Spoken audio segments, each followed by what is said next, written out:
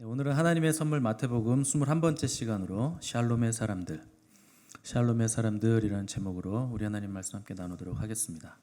제가 청소년기에 교회에서 부르던 찬양 중에 세상은 평화 원하지만 이라는 찬양이 있었어요. 아시나요? 세상은 평화 원하지만 전쟁에 소문 더 늘어간다. 이 모든 인간 고통 두려움뿐 그 지겨움 끝없네. 이걸 아시면 옛날 사람, 모르면 요즘 사람. 자, 이 찬양 보시면 세상 평화를 원한다. 근데 전쟁의 소문만 더 늘어간다. 이 모든 인간의 고통은 우리에게 두려움뿐이다. 이 지겨움은 끝이 없을 것이다. 이런 도입부를 가지고 있는 찬양입니다. 인류가요, 평화를 굉장히 간절히 원합니다. 근데 평화를 원하면 원할수록 세상에서는 평화가 사라지는 거예요. 그러니까 인류가 경험한 두 번의 세계 대전이 있잖아요.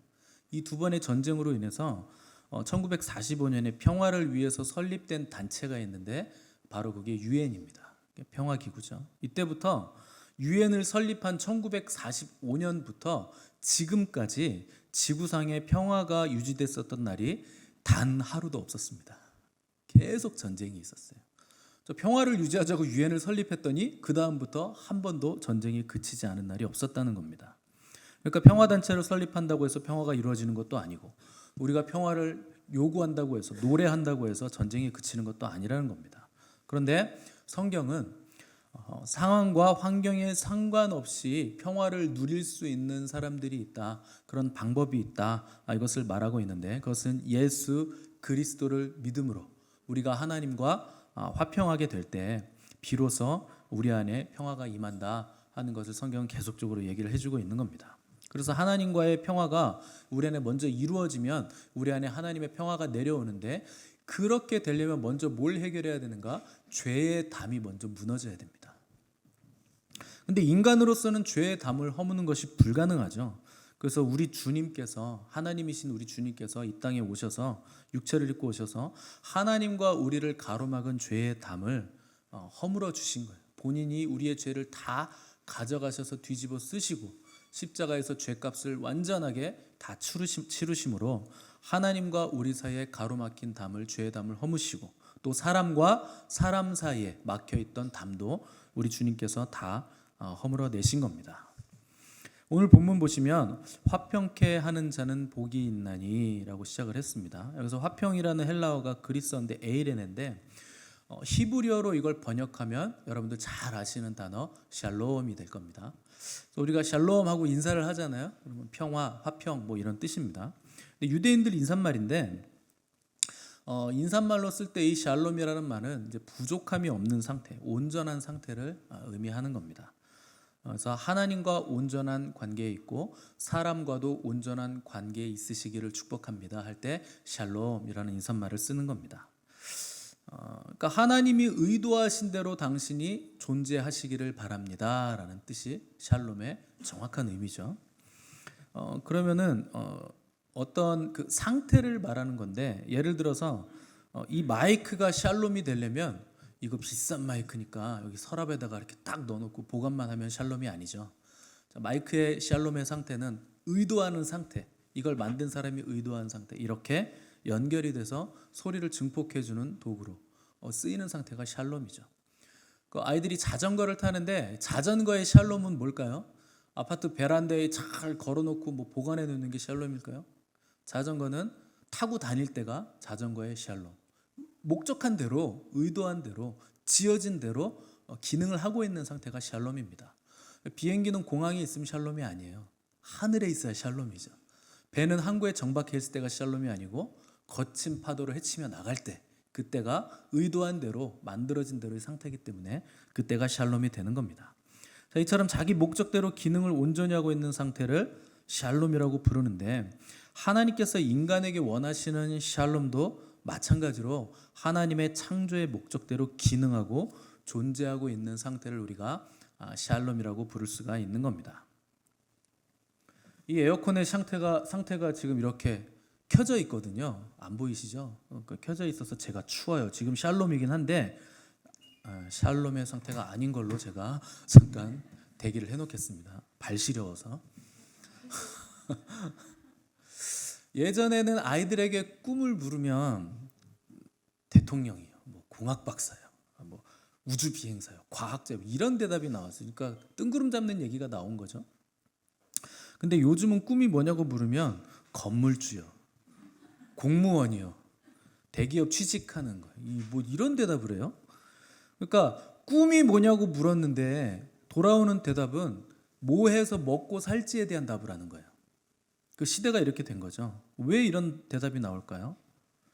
이게 보장되지 않으면 나에게 샬롬이 없다고 생각하는 겁니다. 그러니까 먹고 사는 것이 해결돼야 내가 샬롬의 상태가 될 수 있다라고 생각을 하는 거죠.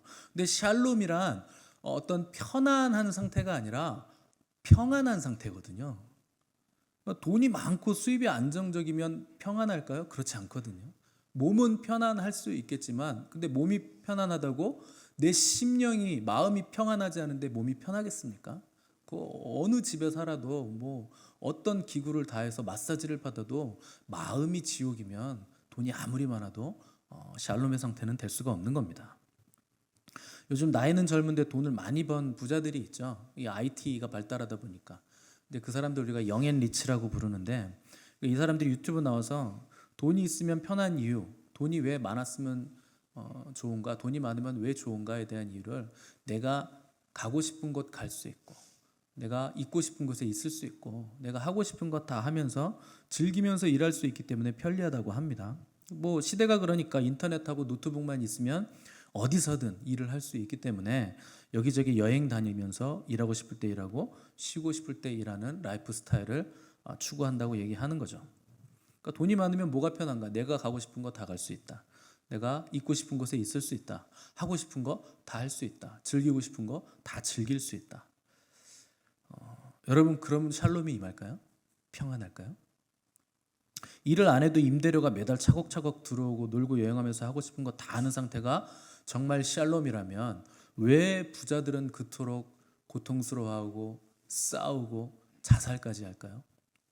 돈이 많은 거하고 샬롬하고는 아무런 인과관계가 없다, 상관이 없다 하는 걸 금방 우리가 알 수가 있는 겁니다. 바울은 에베소서 2장 14절에서 그는 우리의 화평이신지라 둘로 하나를 만드사 원수된 것 곧 중간에 막힌 담을 허셨다. 여기서 그는 예수 그리스도를 말씀하고 있는 거죠. 자, 인간이 평화를 누릴 수 있는 방법, 그분이 우리의 화평이시라. 그러니까 예수 그리스도를 받아들이지 않으면 절대 사람은 진정한 샬롬, 화평을 누릴 수 없다, 알 수 없다 하는 겁니다.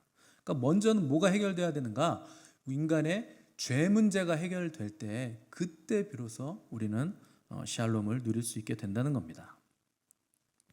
오늘 본문을 잘 보시면 우리가 이 본문을 오해하는 게 있어요. 그러니까 화평한 자가 복이 있다고 하지 않으시고 화평케 하는 자가 복이 있다 그러셨어요. 그러니까 우리는 이 본문을 보면 그래 내가 평안해야지, 내가 화평을 누려야지, 내가 샬롬을 알아야지 뭐 이렇게 생각하시는데 그 정도 수준이 아니고 내 몸 하나 화평을 누리는 것도 쉽지 않는데 주님은 다른 사람들을 화평하게 만드는 사람이 복이 있다고 지금 얘기하시는 거예요. 그러니까 나 혼자 화평을 누리는 것하고 다른 사람까지 화평하게 만드는 것하고는 완전히 다른 차원의 문제입니다. 이건 수준이 다른 거예요. 그러니까 우리가 지금 누리고 있는 화평을 위해서 얼마나 많은 사람들이 대가를 지불하고 씨를 뿌리고 피를 흘리고 헌신했는가 하는 것을 여러분들이 생각해 보시면 이게 화평케 하는 자가 된다는 것은 결코 만만한 일은 아니구나 하는 것을 여러분 금방 깨달을 수가 있을 겁니다. 우리가 누리는 일상에서 이 자유를 위해서 수많은 사람들이 피를 흘렸잖아요. 공산화가 되지 않기 위해서 전쟁을 했어야 했고 뭐 또 독립운동을 하는 사람들도 있었고 나라를 위해서 목숨을 버린 많은 사람들이 있었기 때문에 오늘 우리가 이 자유를 누리고 있다 하는 것을 여러분 알 수 있고 또 우리가 일상에서의 자유뿐만 아니라 하나님을 마음껏 찬양하고 경배하는 이 예배의 자유도 우리가 거저 얻은 것이 아니고 누군가가 먼저 피를 뿌리고 순교하고 대가를 치렀기 때문에 우리가 이렇게 자유롭게 오늘 하나님을 예배할 수 있는 겁니다. 복음을 우리에게 전하기 위해서 이 조선이라고 하는 아주 이 변방에 온 선교사들이 있는데 미국 선교사들인데 전부 다 미국의 지금 아이비리그 출신들이에요. 뭐 하버드니 예일이니 여기 출신들이 그 젊은 나이에 그 꽃다운 아름다움에 막 20살, 18살, 뭐 24살 뭐 이런 나이에 와가지고 우리나라에 복음을 전하다가 풍토병에 걸려 죽고 또 뭐 순교하고 모진 고난을 받기도 하고 그 아이비리그 명문대 뭐 하나 아쉬울 거 없는 사람들이 복음을 자기가 받아들이고 이 복음을 내가 믿지 않는 자들에게 내가 전해야겠다. 내가 이 복음을 받아보니 이거밖에 답이 없구나 하는 걸 알아서 자기 목숨도 아끼지 않고 꽃다운 나이에 우리나라에 들어서 복음을 전해준 거예요. 불과 그게 100년 남짓입니다. 그들이 뭐가 아쉬워서 그 젊고 똑똑한 나이에 이 미개한 나라에 와서 아픔과 질병과 풍토병, 모욕을 견뎌가며 땀을 흘리고 피를 뿌리고 자기만 죽은 게 아니고 아내도 죽고 자기보다 아이들이 병에 걸려서 먼저 죽어버리고 그런데도 이 나라를 떠나지 않고 복음을 전했을까요? 그들 덕분에 우리가 대한민국에 복음이 들어와서 교회가 세워지고 또 평화와 자유가 이 땅에 존재하게 되고 또 하나님의 복을 받아서 경제적인 자유를 그 어느 나라도 누리지 못한 이 경제의 자유를 우리가 누리고 있는 겁니다. 더 근본적으로 올라가면 우리와 하나님 사이를 막은 죄의 담을 예수님께서 허물어 주셨기 때문에 오늘 우리가 하나님과 화평한 상태로 하나님께 예배를 드릴 수 있게 우리가 된 것입니다. 이것만 봐도요, 오늘 우리가 누리는 모든 것들 보이지 않지만 이 모든 것들은 엄청난 대가를 치른 것들이라 하는 것을 우리가 금방 알 수 있죠. 그런데 오늘 주님은 너 거기서 멈추면 안 된다. 이 평화, 이 자유, 이 화평을 누리는 것에서 멈추면 안 되고 이제 다른 사람들을 화평케 하는 자리까지 더 나아가라고 지금 우리에게 요구를 하고 있는 겁니다. 우리 고린도후서 5장 18절에서 20절 말씀 한번 찾아보겠습니다. 고린도후서 5장 18절에서 20절까지 말씀, 신약성경 291페이지입니다.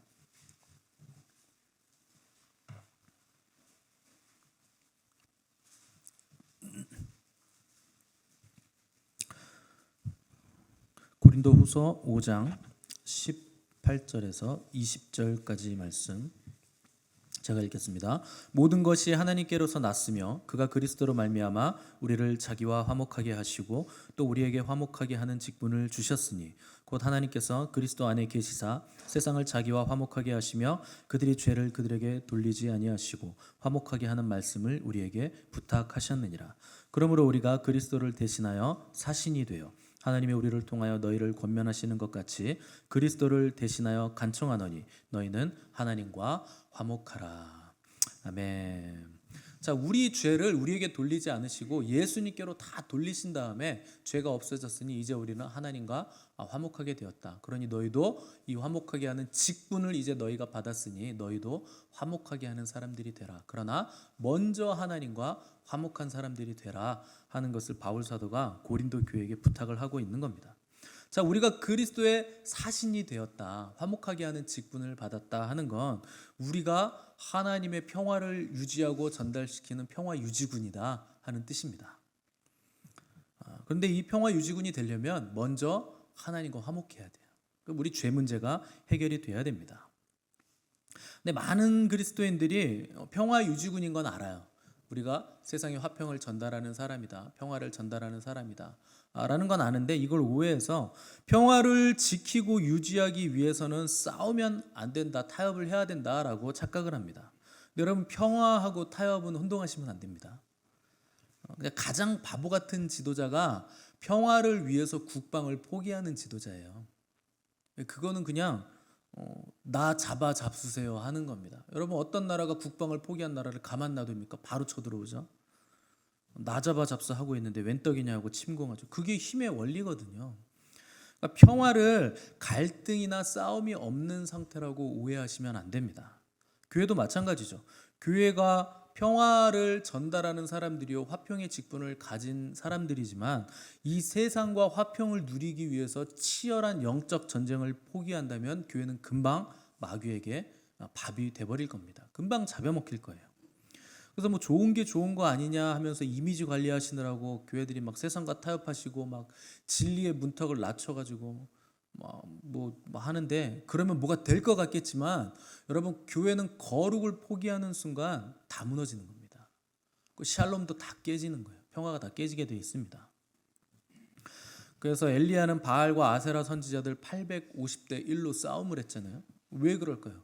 절대 그들과 합친하거나 중립을 선언하지 않았습니다. 왜냐하면 하나님 한 분만 섬겨야 된다는 것에 타협을 안 하는 거예요. 그거에는 타협이 없는 겁니다. 오직 하나님만 섬긴다. 오직 하나님만 신이시다. 그분 외에는 신이 없다 하는 거에는 절대 타협을 할 수가 없다는 겁니다. 신앙에는요, 중립도 없고 타협도 없는 거예요. 교회의 능력과 크리스찬의 힘이 어디서 나올까요? 진리가 선명할 때. 선명한 삶을 사는 사람이 강력한 크리스찬이에요. 이건 뭐 크리스찬인지 아닌지 세상 사람인지 흐리멍텅 해가지고 술자리에 가서도 한 잔 이렇게 조금씩 찔끔찔끔 마시고 미안하니까 확은 못 마시고 그냥 조금 마시고 밥 먹을 때 보면 기도를 하는 건지 일부러 숟가락 떨어뜨리고 숙이면서 기도하고 뭐 이런 사람은 선명한 삶이 아닌 거예요. 이게 크리스찬인 건지 비크리스찬인 건지 알 수가 없는 거죠. 그래서 가장 강한 사람은 누구냐? 선명하게 한 길을 가는 사람이에요. 한 길 가는 사람. 누가 봐도 선명하기 때문에 저 사람은 크리스찬이야. 그게 교회의 능력입니다. 왜 세상의 교회를 손가락질하는 줄 아세요? 너나 나나 다를 바가 없다는 거예요. 너는 선명해야 될 거 아니냐. 우리는 흐리멍텅하더라도 너는 교회인데 선명해야 될 거 아니냐. 근데 왜 우리나 너나 비슷하냐. 그러니까 걱정을 해주는 거죠. 여러분, 예수님이 사탄과 타협하는 거 봤습니까?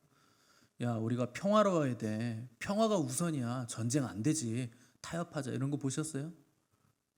근데 오늘날 많은 사람들이 무조건 전쟁은 나쁘대요. 여러분, 국방력이 강해야 평화가 유지되는 겁니다.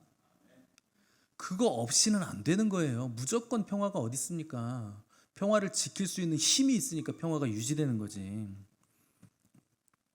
우리가 화평의 사람들로 부르심을 받았지만 공의를 제거한 화평이어서는 안 되는 거예요. 왜 교회는 동성애를 받아들이면 안 될까요? 동성애자를 사랑하지 않는 건가요? 사랑하죠. 우리는 사람을 미워하는 게 아닙니다. 죄를 미워하는 거죠. 동성애라는 건 샬롬의 상태가 아닌 거예요. 하나님이 인간을 지으신 그 본연의 목적, 인간으로서 기능하는 상태가 제대로 기능하고 있는 상태가 아니기 때문에 교회에서는 동성애를 용납할 수가 없는 겁니다. 물론 그가 회개하고 돌이키면 얼마든지 받아주죠. 그런데 동성애 자체는 안 되는 거예요. 온전한 상태가 아니기 때문에.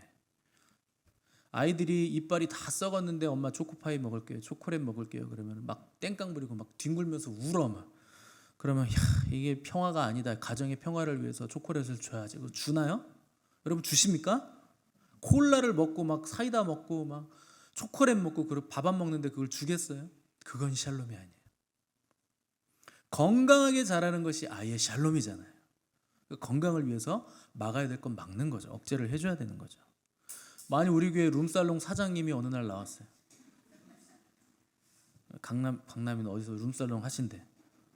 그래서 교인들에게 명함 딱 돌리면서 한번 찾아주세요. 그럼 여러분, 우리가 계속 매주 명함을 돌리면 우리가 어떻게 해야 될까요? 뭐 헌금을 모아가지고 우리 돌아가면서 한 번씩 갑시다. 한번 가줍시다. 뭐 이게 교회 샬롬일까요? 아니에요, 여러분. 그거 죄라는 걸 알려드리고 빨리 그거 하지 않으시고 회개하시고 돌이키시도록 권면하는 게 그게 그분에게는 샬롬이죠. 교회가 동성애가 죄라는 걸 안다면 그가 그 죄 짓는 것을 포기하도록 권면할 수 있어야 돼요. 그 죄라는 걸 알려줘야 됩니다. 하나님이 기뻐하시지 않는 거다. 근데 그 죄책감 덜어주겠다고 요새 교회가 뭐라는 줄, 너는 원래 그렇게 태어났어. 너는 동성애자로 태어났어. 하나님이 그렇게 만드셨어. 괜찮아. 여러분, 이건 그 사람에게 절대 샬롬이 아닙니다. 저주를 내리고 있는 거예요. 망하도록 지금 길을 열어주는 거예요. 하나님이 우리에게 화평의 직분을 주셨다 하는 것은 정의를 제거하지 마라. 제거해라. 그러면서 화평해라. 진리와 타협하면서까지도 화평해라. 그렇게 우리에게 화평의 직분을 주신 것이 아닙니다. 죄가 더해지면 절대 우리에게 화평이 올 수가 없습니다. 하나님과 막히는데 어떻게 우리에게 화평이 오겠습니까? 히브리서 12장 14절 보시면 모든 사람과 더불어 화평함과 거룩함을 따르라. 이것이 없이는 아무도 주를 보지 못하리라. 화평함 뒤에 뭐가 붙었습니까? 화평함과 거룩함을 따르라. 여러분, 평화라는 거, 화평이라는 건 거룩함 없이는 될 수가 없는 거예요. 화평함과 거룩함을 모든 사람과 더불어 화평함과 거룩함을 따라야 된다. 평화와 거룩은 분리가 안 되는 겁니다. 불필요한 다툼은 우리가 피해야 되겠지만 진리를 희생하면서까지 다툼을 피하려고 하면 결국에 원칙을 양보해야 되고, 그러면 우리가 가지고 있는 평화는 다 빼앗기는 거예요. 악이 우리에게 들어오게 되는 겁니다. 주님은 마태복음 10장 34절에서 내가 세상에 화평을 주러 온 줄로 생각하지 말라, 화평이 아니요 검을 주러 왔노라 그러셨어요. 보세요. 오늘 본문에서는 화평에 대한 걸 얘기하시고 너희는 화평을 전하는 자가, 화평케 하는 자가 되어야 된다 그러시면서 갑자기 주님은 나는 세상에 화평을 주러 온 것이 아니라 검을 주러 왔다, 칼을 주러 왔다, 이렇게 얘기를 하시는 겁니다. 반대되는 말씀을 하신 거죠. 무슨 뜻일까요? 먼저 진리의 말씀이 우리의 심령을 찌르고 쪼개고 가르는 싸움이 먼저 있어야 비로소 그때 진정한 평화가 올 수 있다는 겁니다. 그래서 주님은 검을 던지러 오신 거예요. 이 진리의 검이, 예수 그리스도 입에서 나오는 좌우의 날선 검이 거룩의 검이고 의의 검이고 진리의 검이 돼서 죄악되고 왜곡되고 거짓된 사람들의 심령 골수를 쪼갤 때, 그때 비로소 하늘로부터 오는 샬롬이 우리에게 임하게 된다 하는 것입니다. 그 검을 우리가 복음이라고 부르는 거예요. 복음이 먼저 우리 안에 부딪혀야, 그 복음에 내가 반응해야, 그리고 나서 우리는 하나님의 샬롬을, 평화를 누릴 수가 있게 됩니다.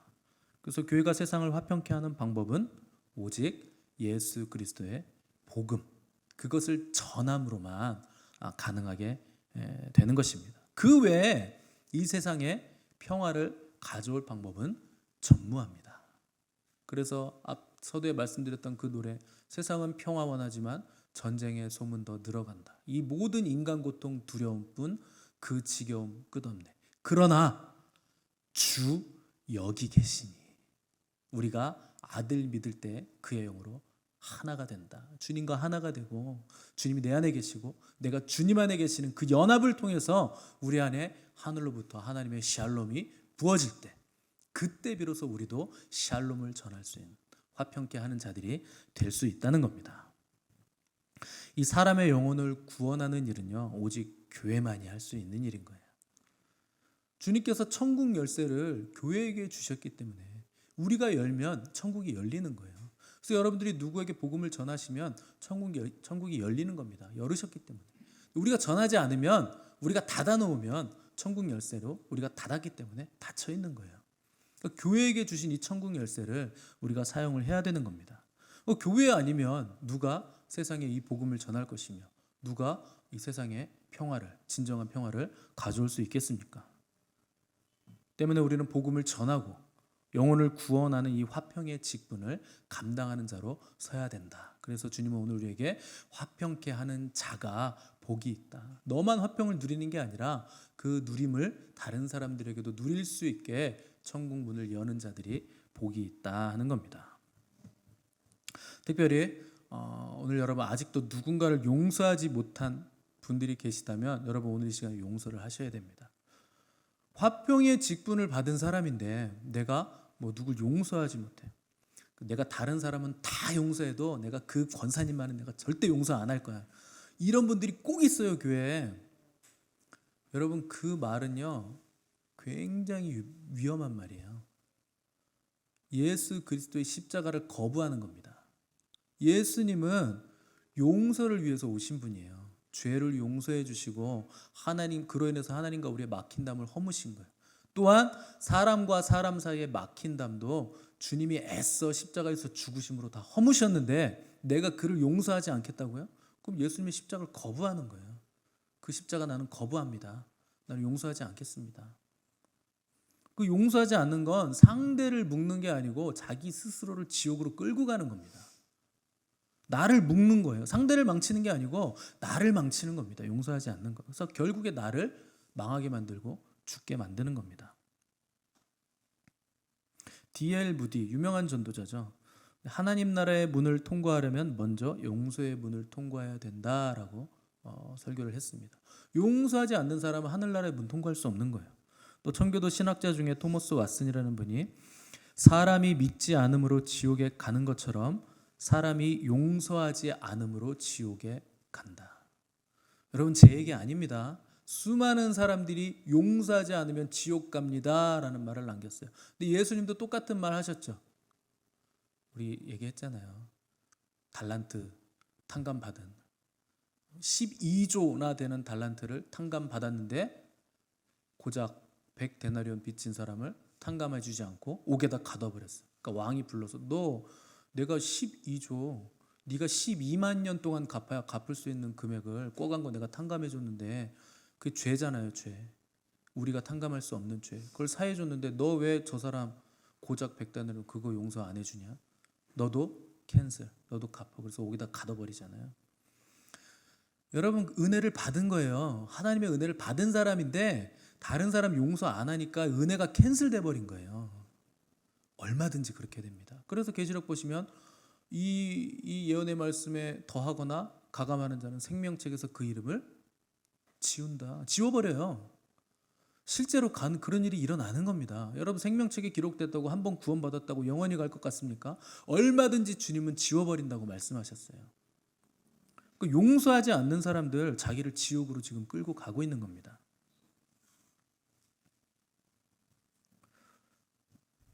용서하지 못하는 사람 천국에서 못 살아요, 여러분.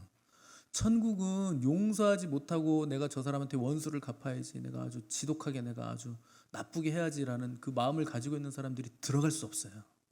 그런 사람들이 살 수 있는 것이 아닙니다. 천국과 맞지 않는 마음을 가지고 있는데 어떻게 천국에 살겠습니까? 왜 우리는 용서하지 못할까요? 나에게 상처 준 그 사람을 벌 주고 싶어서 그래요. 너도 한번 당해봐라. 원수를 갖고 싶은 거죠. 그 사람 상처라는 건 뭐예요? 실행하지 못한 원수죠. 복수죠. 내가 상처받았다는 건 아직 실행하지 못한 복수를 내가 품고 있다는 거죠. 여러분, 그거 빨리 하나님께로 보내셔야 됩니다. 원수 갚는 건 우리에게 있는 게 아니에요. 하나님에게 있어요. 빨리 벗어나셔야 됩니다. 주님의 고통받으심으로 우리에게 화평이 임했는데 우리는 화평한 삶을 살지 못해서 맨날 뺑뺑이만 돌고 있는 거예요. 고통스러운 삶을 살고 있는 거예요. 여러분, 그게 광야예요.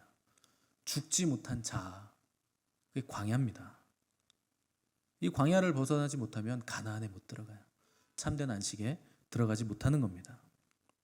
샬롬이 임하려면 우리는 죽지 못한 자, 이 광야를 벗어나셔야 됩니다.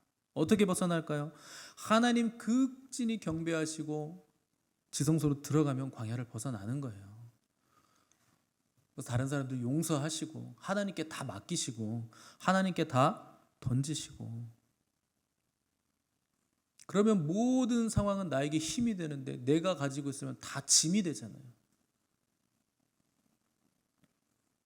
오늘이 유대력으로 대속죄일의 시작입니다. 욤키푸르라 그래서 유대력으로 오늘 저녁부터 내일 저녁까지 대속죄일이에요.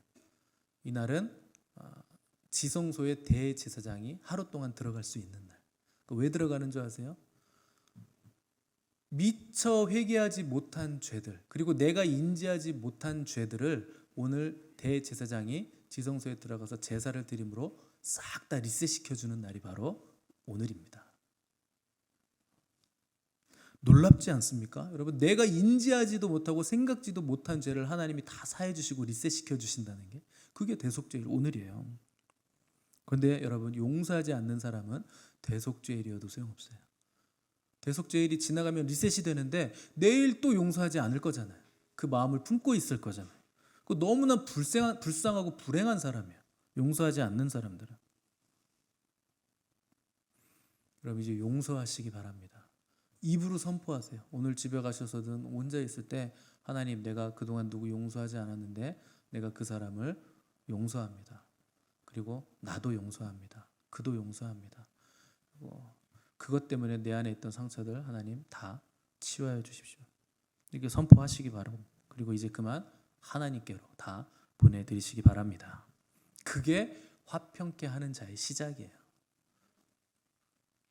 자, 마지막으로 화평케 하는 자가 받을 복에 대해서 주님은 하나님의 아들이라 일컬음을 받을 것이다, 이렇게 말씀하셨습니다.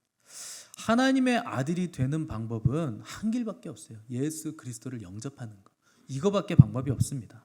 근데 우리가 하나님의 자녀가 됐다는 것은 구원을 받았다는 뜻이죠. 그럼 여러분, 구원을 받은 하나님의 자녀의 특징은 뭘까요? 부모를 닮는다. 우리가 구원받은 하나님의 자녀가 됐다는 건 화평의 하나님, 평강의 하나님을 닮아서 우리도 화평한 사람, 평강한 사람이 됐다 하는 겁니다. 하나님은 화평의 하나님이세요. 세상에 화평을 주시기 위해서 그의 독생자 아들을 보내주셨고, 또 햇빛을 악인과 의인에게 골고루 비춰주시고, 또 비도 의인과 악인에게, 불의한 자에게 공평하게 내려주시는 분이시죠. 왜 그런 은혜를 베푸시는가? 구원의 기회를 모든 사람에게 열어두셨다 하는 뜻입니다. 햇빛도 모든 사람에게, 비도 모든 사람에게, 공기도 모든 사람이 쉴 수 있게, 물도 모든 사람이 쓸 수 있게 다 베풀어 주셨다는 것은 구원의 기회도 여전히 모든 사람에게 다 열려 있다 하는 것을 말씀하는 겁니다. 때문에 하나님의 구원을 받아 화평케 하는 직분을 받은 사람은 그 관심이 어디에 있을까요? 하나님을 닮아서 화평케 하는 자, 다른 사람들의 구원에 관심이 있을 수밖에 없다는 겁니다. 왜냐하면 내가 받은 구원의 가치를 정확히 알고 내가 구원의 필요성이 얼마나 절실하고 절박한가를 알고 있기 때문에 이 구원에 관심을 가지고 다른 사람들을 구원하는 데 힘을 쏟는다는 뜻입니다. 그래서 화평의 사람은요, 부모가 구원받기를 간절히 원하는 사람이고, 내 자녀가 구원받기를 원해서 간절히 기도하고 금식하고 눈물을 흘려 기도하는 사람이고, 또 친척과 이웃들이 구원받기를 원해서 간절히 기도하고 전하는 사람들이 바로 화평케 하는 사람입니다. 그것이 진정한 샬롬을 경험한 사람들의 마땅한 반응이고 당연한 반응이라 하는 겁니다. 자, 오늘 우리는 팔복 중에서 7번째 복인 화평케 하는 자에 대해서 살펴봤습니다. 팔복은요, 예수님의 말씀일 뿐만 아니라 그분의 초점이 어디에 있는가 하는 것을 보여줍니다. 그 예수님의 초점은 어디에 있는가요? 영혼을 구원해서 천국에 들어가게 하는 것. 죄 사함에 초점이 있으시고, 그 죄 사함을 받아서 하나님과의 막힌담이 허물어져서 하나님과 화평한 상태에서 천국에 들어가게 되는 것에 주님의 모든 초점이 있으신 겁니다.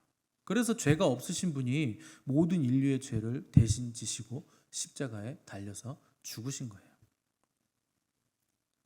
여러분, 저의 관심은 어디에 있을까요? 제가 여러분들을 향한 저의 관심은 어디에 있을까요? 저분 헌금 좀 많이 내셔야 되는데, 뭐 이런 거에 관심이 있을까요? 여러분, 저의 관심은 여러분들의 구원에 있어요. 여러분들이 구원받기를 간절히 원합니다. 근데 많은 사람들이 자기는 구원받았다고 착각해요. 근데 사는 모습을 보면 전혀 구원받은 자로서의 삶과는 동떨어져 있는데 자기가 구원받았다고 착각하는 거예요. 여러분, 다른 건 다 사기당해도 괜찮지만 구원에 있어서만큼은 여러분 착각하거나 사기당하시면 안 돼요.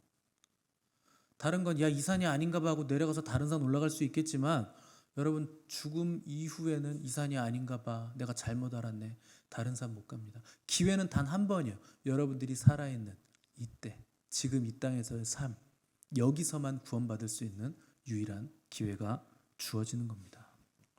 저는요, 저하고 여러분들이 천국 가기를 바라요. 물론 제1의 관심사는, 저의 제1의 관심사는 제가 천국 가는 거죠.